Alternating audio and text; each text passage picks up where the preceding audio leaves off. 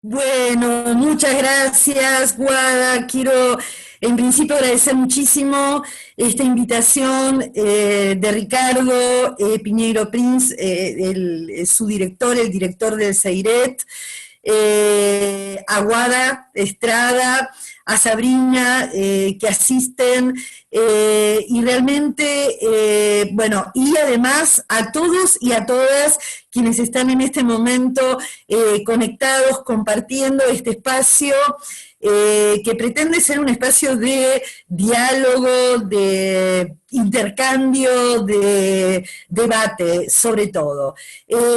Sin lugar a dudas, es decir, voy a hacer obviamente una presentación que tiene que ver con líneas de investigación que venimos desarrollando desde hace varios años, varias hasta décadas, digamos, ya estamos grandes, bueno, desde el CEIL, desde la Universidad de Buenos Aires, y también, yo soy profesora también, como me presentó Guada, en Luján.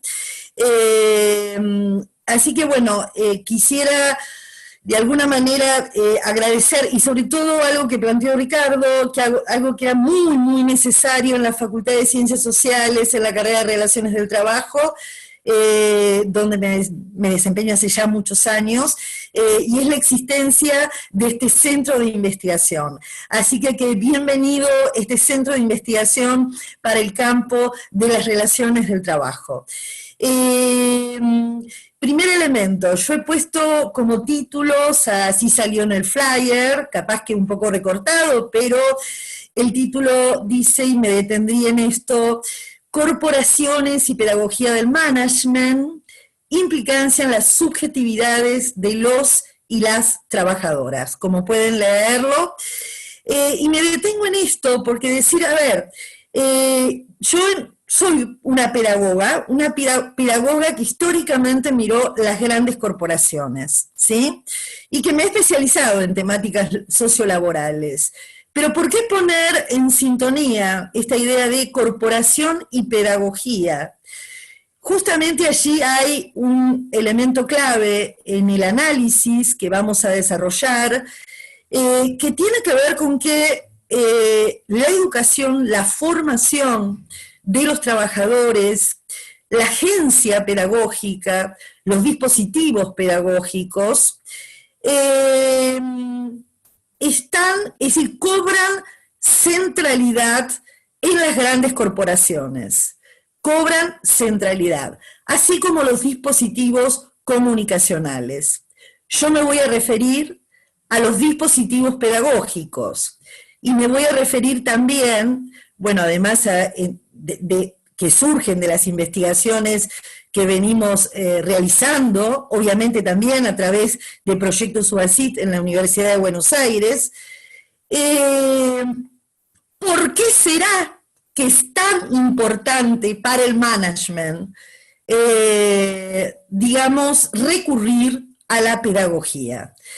Eh, y en este sentido, poder pensar, entonces, aclaro que las investigaciones se han realizado por lo general en grandes corporaciones, o sea, hemos hecho mucho trabajo de campo en filiales, digamos, de industrias siderúrgicas, automotrices. Hoy día estamos trabajando en la minería, en fin, en diversas ramas de actividad económica, tratando de analizar su especificidad, pero también, y sobre todo, cuestiones que voy a exponer y que tienen que ver con las tendencias más recurrentes que podemos compartir, ¿no es cierto? Por eso, de alguna manera, guía esta exposición tres preguntas que me parece buenísimo que Guada me dice, bueno, hay un título, pero hay preguntas que guían la exposición y que tiene que ver, en primer lugar, ¿qué requerimientos hoy del orden global? ¿Sí? ¿Cómo se expresan estos requerimientos del orden global en las políticas empresarias locales y en la agencia pedagógica? ¿Para qué, cómo y sobre qué aspectos forman las empresas? Es decir, Hay una cuestión con la agencia pedagógica y con los dispositivos pedagógicos. Hay mucha literatura al respecto y cada vez más, no solo en el nivel de las filiales que venimos investigando, sino cada vez más en aquellas redes que tienen que ver con, digamos, los medios que vehiculizan, viabilizan aquellos mandatos del orden global que tienen que ver mucho con, como seguramente ustedes saben, la firma de lo que se denominó el Pacto Global hacia fines del milenio. Y finalmente, o sea, podríamos decir, ¿por qué la pedagogía y las corporaciones? ¿Por qué tanto interés de las corporaciones en la acción pedagógica? Primer elemento. Por otro lado, ¿qué expresión cobra, digamos, esa acción pedagógica, ¿no es cierto?, en las corporaciones, en el accionar político gremial y en los trabajadores? Yo quiero decir algo que no dije al comienzo, ¿no es cierto?, y que la verdad es una omisión importante de mi parte, y que tiene que ver que, bueno, la situación que estamos transcurriendo. Sin lugar a dudas, no puedo hacer abstracción, digamos, de, si bien voy, y esa es la regla de juego, digamos, y es lo que me han solicitado, exponer las líneas de trabajo, obviamente hay que decir que estas actividades están, en las que venimos, digamos, investigando, están funcionando, pero que también hay suspensiones, hay despidos, hay intensificación del trabajo, es decir, hay lógicas, digamos, coactivas, ¿no es cierto?, del capital sobre los y las trabajadoras que se extreman, ¿no es cierto? Sabemos que el desempleo ha aumentado sensiblemente en este marco de la pandemia, además de la situación, digamos, que ha dejado el macrismo, y cómo, digamos, hay severas, digamos, elementos que afectan, ¿no es cierto?, las condiciones de trabajo, de salud, las enfermedades profesionales de los y las trabajadoras.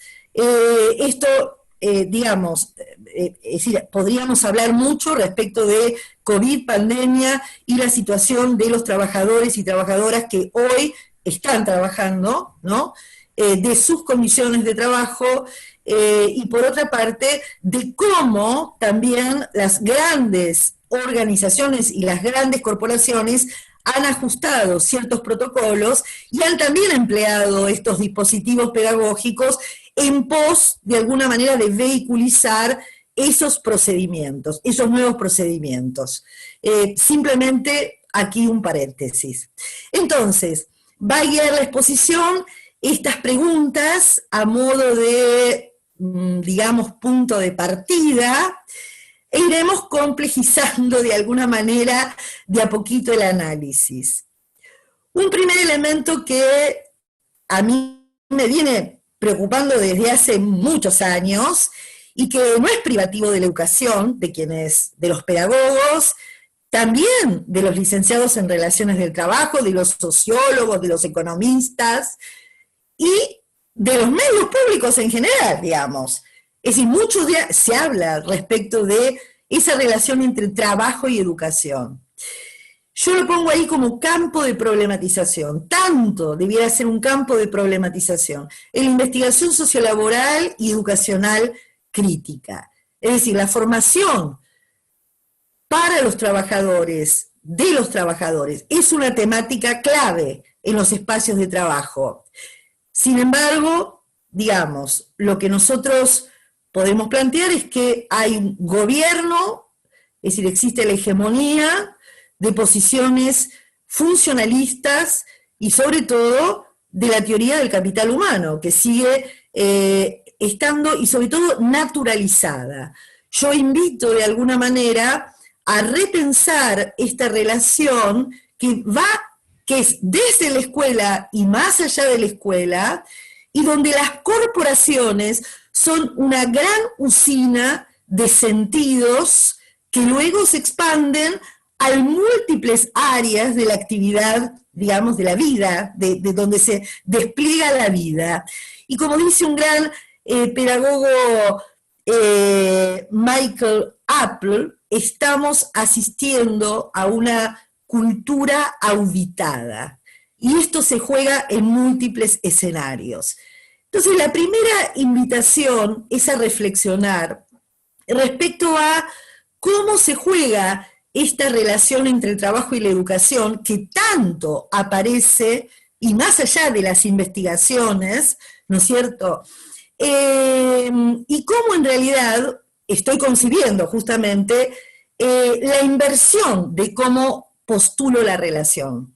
Más que decir educación y trabajo, prefiero hablar del trabajo y la educación, o el trabajo y la formación, ¿sí?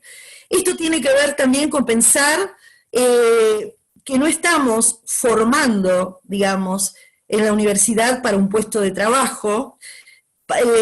Esto tiene que ver con debatir aquellos enfoques que articulan, digamos, y plantean linealmente una relación entre la educación y el trabajo, la educación al servicio del mercado de trabajo, de lo que pide el mercado, y cómo esto debe interpelarnos a lo largo de todo el sistema educativo y también, sin lugar a dudas, en la universidad. Guarda, un poquito antes, tal vez, creo que sí, quería decir una cosa.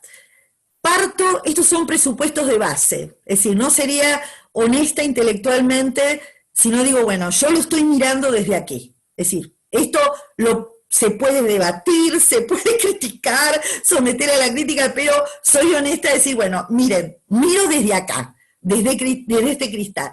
Y por eso allí aparece cómo concebimos esta relación entre trabajo, después va a aparecer el proceso de trabajo y la formación, como un vínculo conflictual, no un vínculo relacional, ni un vínculo que aparece esencializado, es un vínculo conflictual, ¿sí?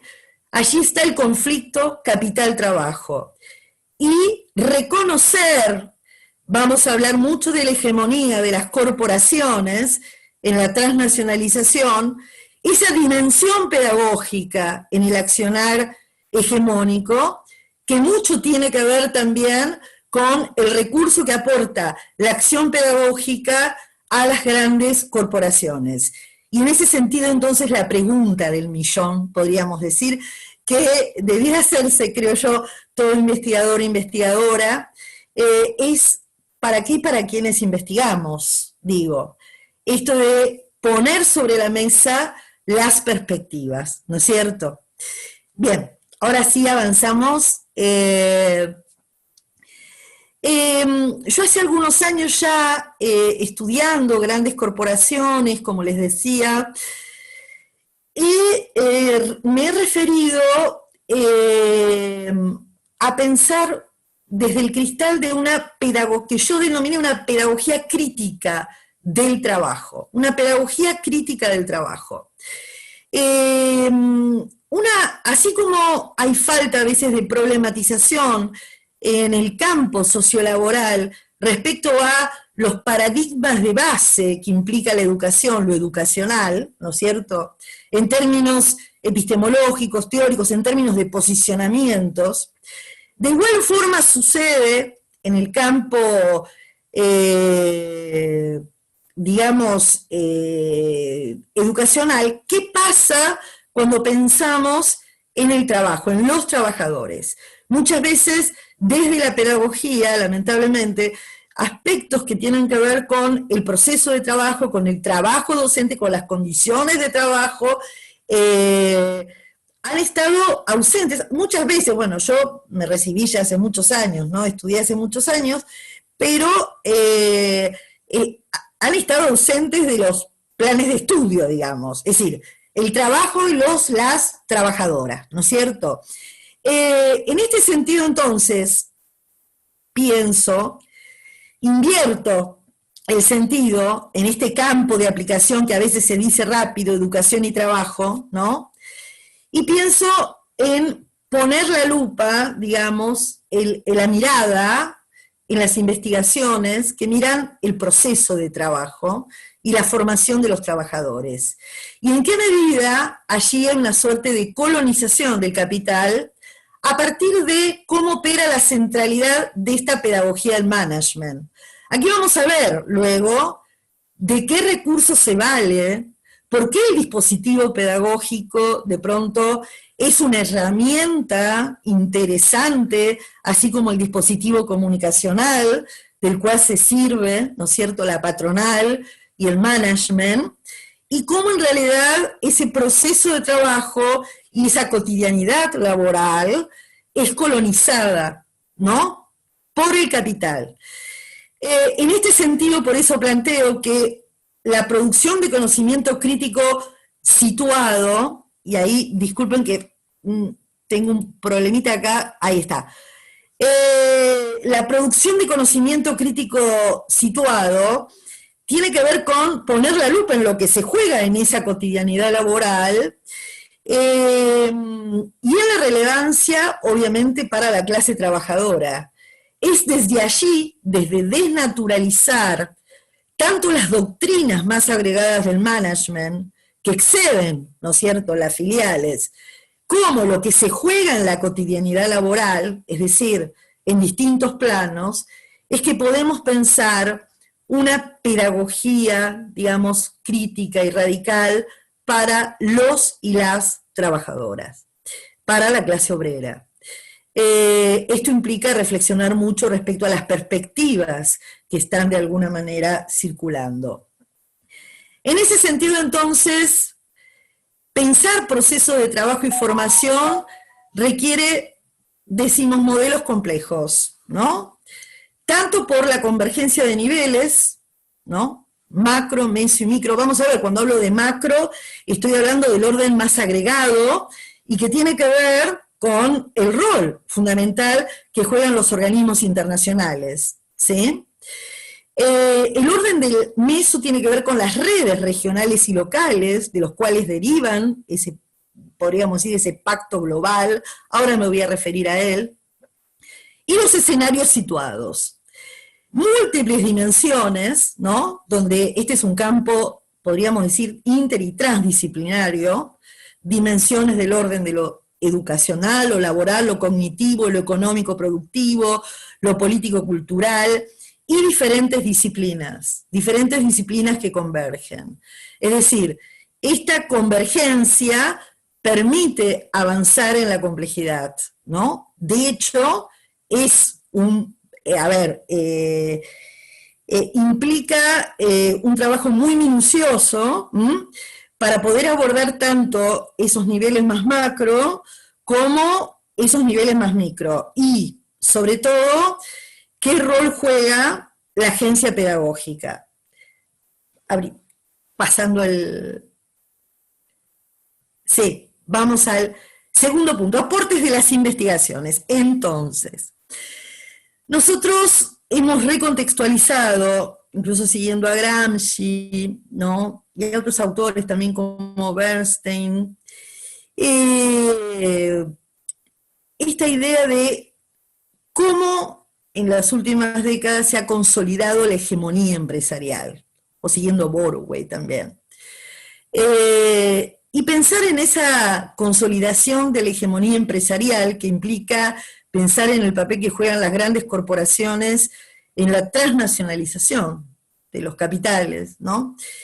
Implica pensar en ese orden global que hoy día, obviamente, estamos todos aislados, por eso esta actividad no se hace presencial, ¿sí? Y vamos a ver qué destino nos lleva y cómo se reacomoda el capital a partir de esta pandemia, ¿no es cierto? Pero lo que sí es real que hay un orden global capitalista y yo creo que hay un nuevo pacto civilizatorio, ¿no?, que tiene mucho que ver con generar procesos de legitimación social. El propio pacto global, y no lo digo yo, esto refrendado, digamos, en la conferencia de Davos, allá por el 99, principios del milenio, respecto a cómo de alguna manera aportar, y lo podría entrecomillar, porque en los documentos de alguna manera está algo así, aportar un rostro más humano al capitalismo, si esto fuera posible. Y en este sentido, es decir, para su continuidad y perpetuidad, obviamente.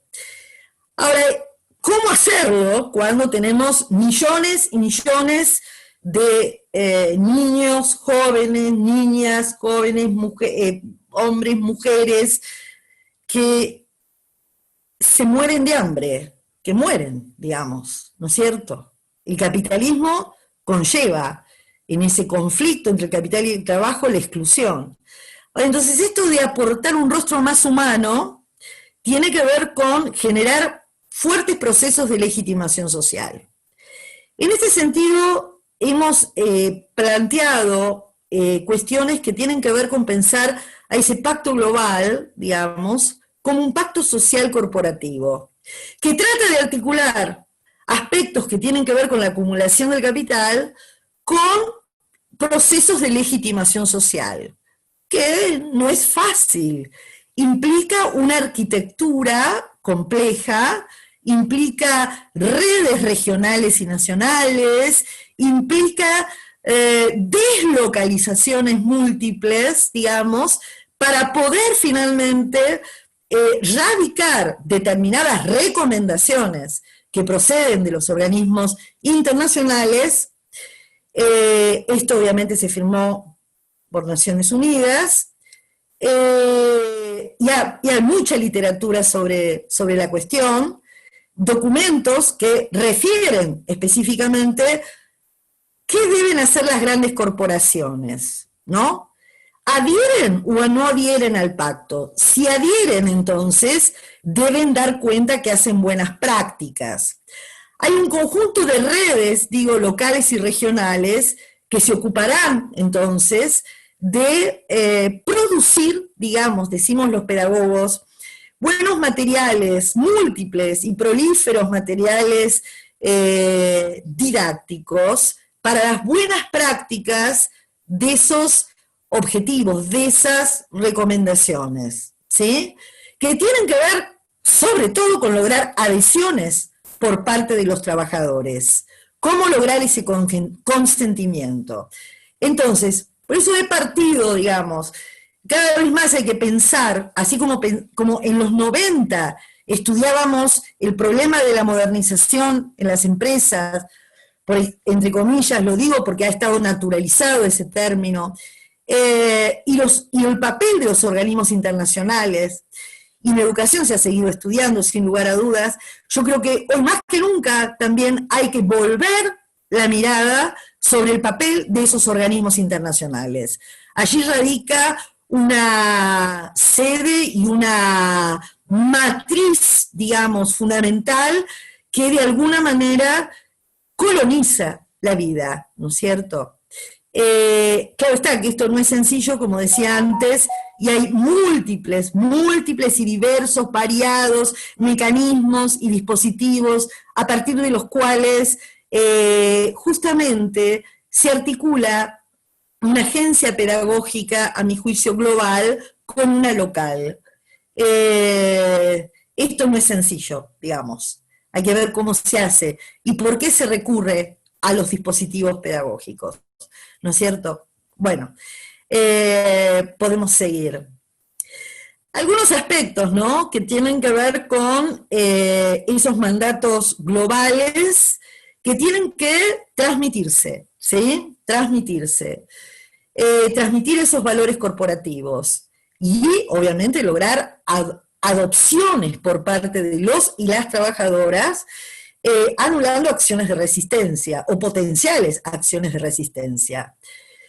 Y lo que voy a plantear es un lenguaje que no necesariamente solo lo reconocemos en las grandes corporaciones. Lo que sí es verdad que las corporaciones son grandes usinas y laboratorios, digamos, de donde se irradia un conjunto de, digamos,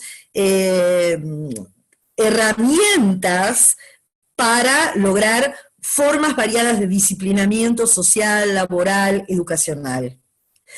La centralidad de la evaluación, la certificación y la rendición de cuentas. Este es un elemento clave, digamos. Rendimos cuentas en múltiples espacios de la vida y en múltiples instituciones. Y acá no solo me refiero a las corporaciones, a los grandes imperios, digamos, de las organizaciones económicas. El imperio también de la doctrina de la mejora continua, de la calidad total, que, digamos, me olvidé ponerla ahí, pero también, de la doctrina de la calidad total, que ha sufrido modificaciones, la norma en el año 2015, asociándose algo clave en el lenguaje de los medios de comunicación, pero también de los, incluso en múltiples escenarios y espacios, instituciones, áreas gubernamentales, que tiene que ver con la responsabilidad social, empresarial. Yo puse ahí en las prácticas hegemónicas empresarias, porque estoy viendo organizaciones empresarias, pero aquí que encontramos que hay ámbitos educativos incluso, ámbitos hospitalarios, que certifican por las normas, por ciertas normas, porque se han multiplicado las normas, por las normas de calidad, por ejemplo, pero que también se asocian a esta idea de responsabilidad social, ¿sí? Con lo cual, la gran batalla del capital y de la hegemonía empresarial es cómo formar a los trabajadores para que sean a la vez colaboradores y ciudadanos corporativos globales. ¿Sí? Este es el gran desafío y claro, ¿cómo lo hacemos en ámbitos situados? Es la gran pregunta. ¿Qué herramientas, qué recursos son más potentes para llevar a cabo este propósito que tiene que ver con sostener justamente la hegemonía empresarial? Bien, lo que propongo yo es una crítica a la pedagogía del management.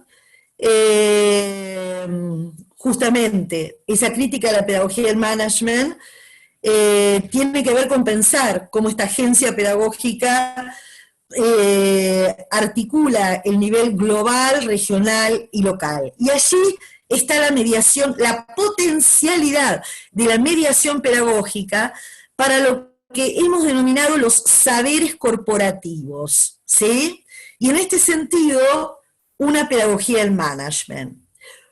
Una tesis importante, digamos, que venimos sosteniendo ya desde hace algunos años, tiene que ver con esto, con poner en evidencia, ¿no?, en las investigaciones, los vínculos orgánicos que se juegan entre las matrices corporativas, empresariales, y una suerte de pedagogía normalizadora, y cómo esto contribuye a la consolidación de la hegemonía empresarial. ¿Sí? Avancemos. Me dicen, alguien, Guada, dime la hora porque no quiero excederme para el debate. ¿Llevamos? Está silenciada. Está silenciada. Ahí estamos. ¿Ahí me escuchás bien? Sí, sí. Estamos en casi 40 minutos, así que... Ya me parecía, por eso. Bueno, lo que hemos descubierto ya hace algunos años, y quiero decir, esto se trata de producción colectiva también, de muchos queridos compañeros y compañeras, donde hemos pensado juntos, esto de descubrir que en las organizaciones, vamos para atrás, hay sistemas corporativos, que hasta tienen un nombre, detrás de los cuales se juega un conjunto articulado de dispositivos que operan en el plano sociocultural, político, y en el plano técnico-organizacional. Voy 2 para atrás. Entonces, así encontramos, por ejemplo, que la próxima. Sostener la hegemonía empresarial, por ejemplo, la otra, tiene que ver con la otra. A ver, consolidar sistemas corporativos que tienen nombre. Por ejemplo, en un momento cuando estudiábamos esto, ahora se llama diferente, digamos, lo que es en la Ford, el Ford Production System, o el TPS en Toyota, o el sistema de gestión integrada, digamos, en Asindar, o bien la dirección por objetivos o la visión compartida, ¿no? Como nombres que adquieren las doctrinas corporativas, ¿sí? Y que articulan un conjunto de dispositivos que operan, ya les digo, en esos planos. De allí decimos que se deriva a nuestro juicio, digamos, a nuestro entender y a partir de evidencia, un currículum oficial empresarial, ¿sí? Esto tiene que ver con pensar entonces cómo esa institucionalización de la agencia pedagógica requiere ser a su vez descentralizada a partir de un conjunto de trabajadores a los cuales se los distingue, ¿no? Llamándolos, como antes dijimos, colaboradores, líderes, coach, y cómo en realidad priman el trabajo grupal instrumentado por la patronal, a la cual se le llaman células de trabajo.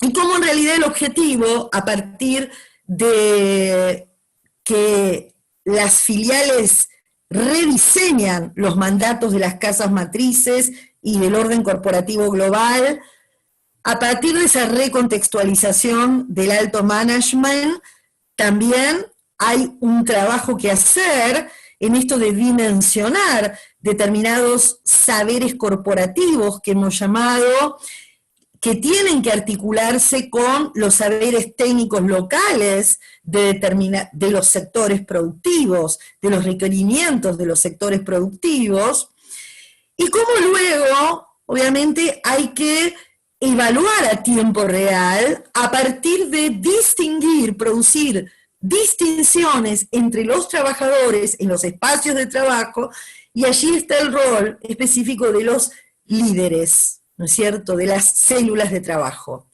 Por eso hablamos también de una pedagogización del espacio de trabajo. Hay una transmisión, hay una distribución, hay una evaluación de los saberes corporativos.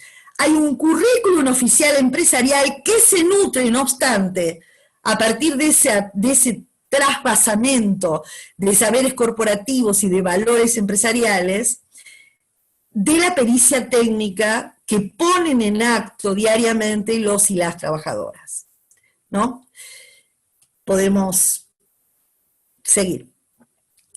Bueno, acá un poco como corolario, plantear que hay un vínculo, entonces, quiero dejar como idea, entre hegemonía empresaria y matriz pedagógica, empresarial del management, y que el dispositivo pedagógico empresarial aporta un amplio repertorio de recursos políticos y técnicos para fortalecer la imposición de sentidos corporativos. Pero claro está, también los aporta para la acción de resistencia, los podría aportar para la acción de resistencia y de organización colectiva de los y las trabajadoras. ¿De acuerdo? La patronal, esto lo tiene muy claro, en términos de la potencialidad que asume ese dispositivo pedagógico. Por eso digo que el análisis crítico del dispositivo pedagógico empresarial también puede constituirse en un campo de disputa y ser reapropiado por los trabajadores organizados colectivamente.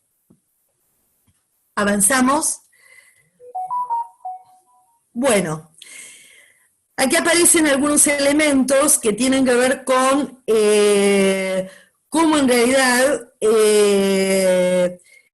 es importante situar la mirada en los saberes de los y las trabajadoras como campo en disputa, y qué es lo que se requiere y qué es lo que se valoriza, ¿de acuerdo?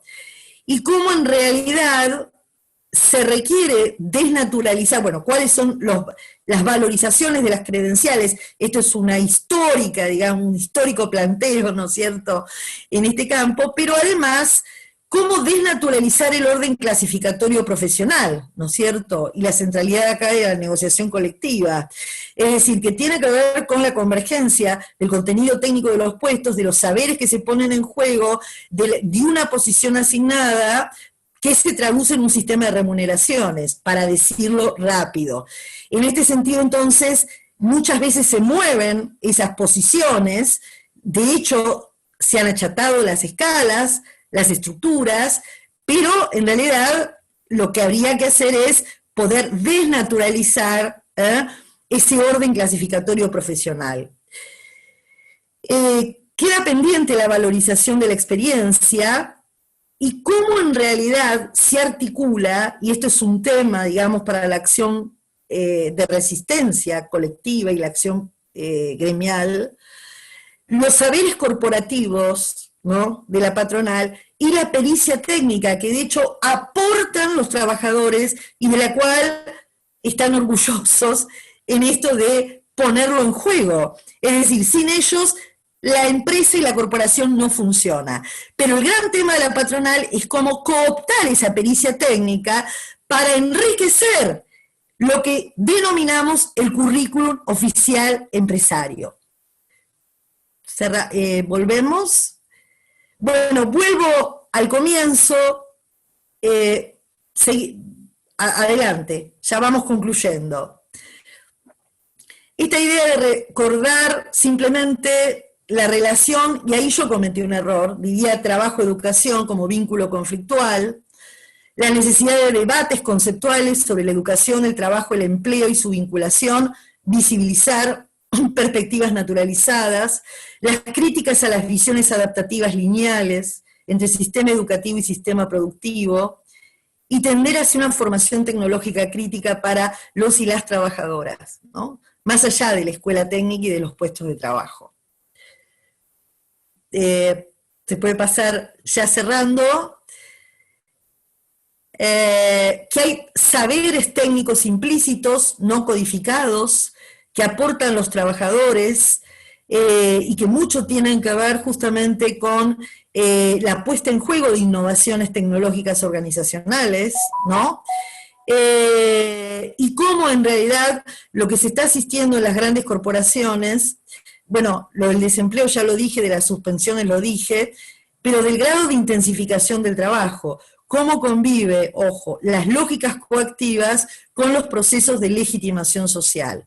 Lo que observamos en grandes corporaciones son resistencias individuales. En ciertas empresas, muchas veces en esas grandes corporaciones, a veces la discusión y el debate de estos sistemas corporativos y de este currículum oficial corporativo no es materia de debate. Y sobre todo queda pendiente una pedagogía crítica para la clase trabajadora.